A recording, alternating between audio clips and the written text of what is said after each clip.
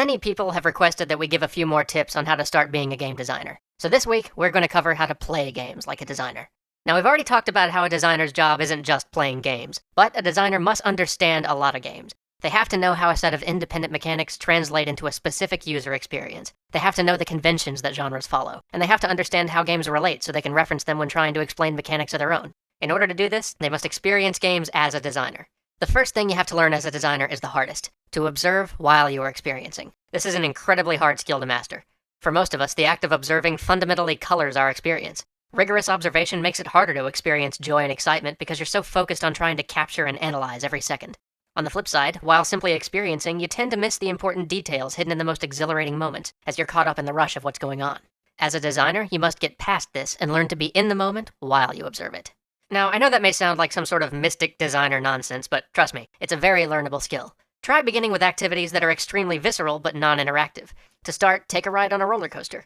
Try and observe at which points you're excited, scared, exhilarated, relieved, surprised, upset, uncomfortable. Try and understand why you're experiencing any major emotion as you're experiencing it. Try to take in as many of the details as you can. How fast are you going? Is the track banking? Which way and why? What can you see? What do you smell? What are the moments that led up to this one? How was it set up? What were you thinking right before and during?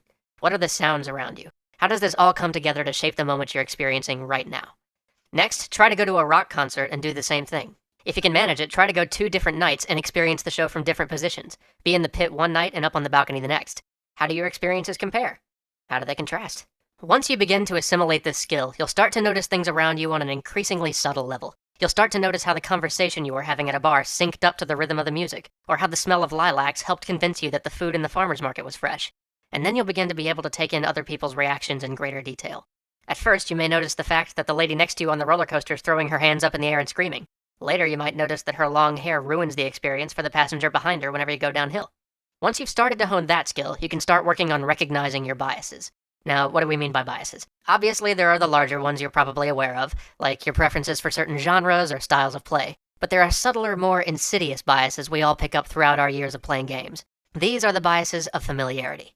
You've all been playing games for a while. Have you ever popped in a new game for the first time, taken one glance at the HUD and known what 90% of it meant without ever having to look at the manual or play a tutorial? Ever have a pretty good idea of what buttons are going to do what based on the genre of game you're playing?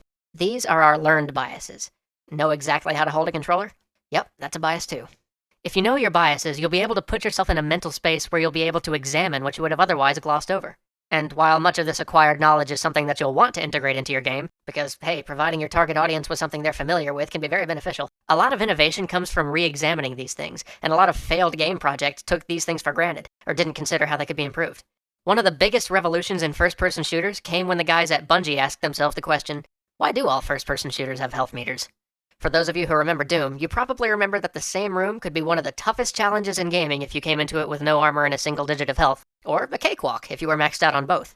Regenning health allowed designers to create vastly better levels, because they could now anticipate exactly how much health a player would have when they entered a room. And it's actually much more conducive to the genre to have a mechanic that basically says, if you're getting shot this much in this amount of time, you're probably doing something wrong. Try it again. Than it is to have the player whittle down the enemy, run to retrieve health, and then come back.